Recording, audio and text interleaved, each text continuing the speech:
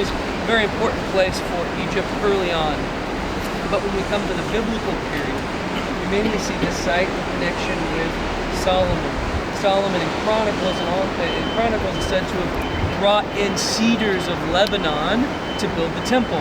He made an alliance with a guy named Hiram, king of Tyre, who lives way up the coast, about 150 miles or so, in a place called Tyre. Today it's in Lebanon.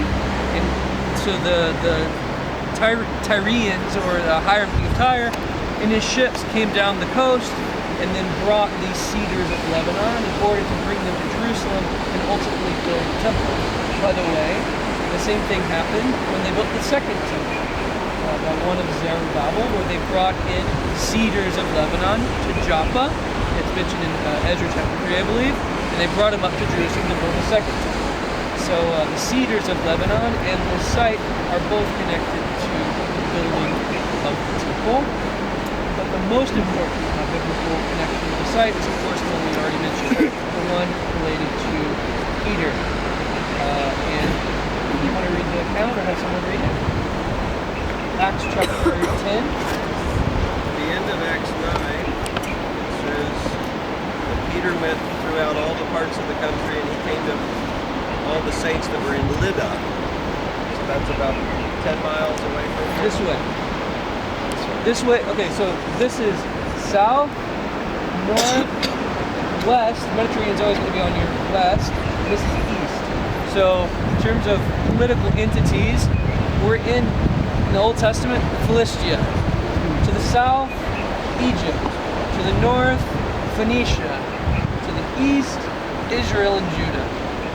Okay? Today, all Israel. And he healed this guy named Ananias, who was bedridden 8 years, and he got up. And so all the people who dwelt in Lydda and Sharon saw him and turned to the Lord. Sharon, the name is not of a person, as it's used today, but of a place. The Sharon plain, where we're going later today, in Caesarea, and it's north of here. And at Joppa there was a certain disciple named Tabitha, which is also translated Dorcas. One's Hebrew, one's Greek. And she was full of good works, and she got sick. And since Lydda was near Joppa, the disciples who heard Peter was there, they sent 2 men saying, "Hurry and come." And Peter had all of them go out of the room, and he knelt down and prayed and said, "Tabitha, arise." And she opened her eyes, and she saw Peter and sat up. And it became known throughout all Joppa, and many believed in the Lord.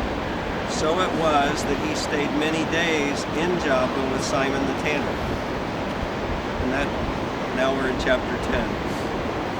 And in chapter 10, there was a certain man in Caesarea named Cornelius, who was a centurion. Devout man, feared God. He was not Jewish. He was Roman. And he had a vision where God was saying, "Cornelius,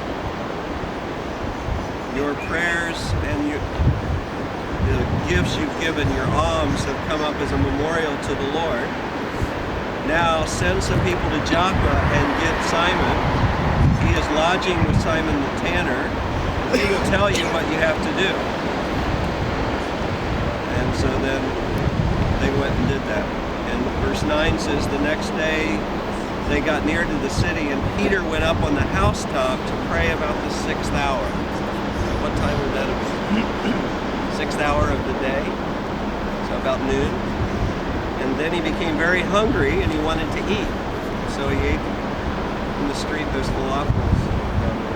And when they were ready, he fell into a trance, and he saw heaven open and a great sheet let down with all kinds of 4-footed animals. And a voice said, "Rise up, Peter, kill and eat." And he said, "No, no, Lord, I've never eaten anything unclean like this." And a voice came a second time, "What God has cleansed, you must not call common." This happened 3 times, and then the object went back up into heaven. And Peter wondered what the vision meant. And then these guys from Cornelius that had come down from Caesarea, they were standing at the gate, and they called and asked if Peter was lodging there.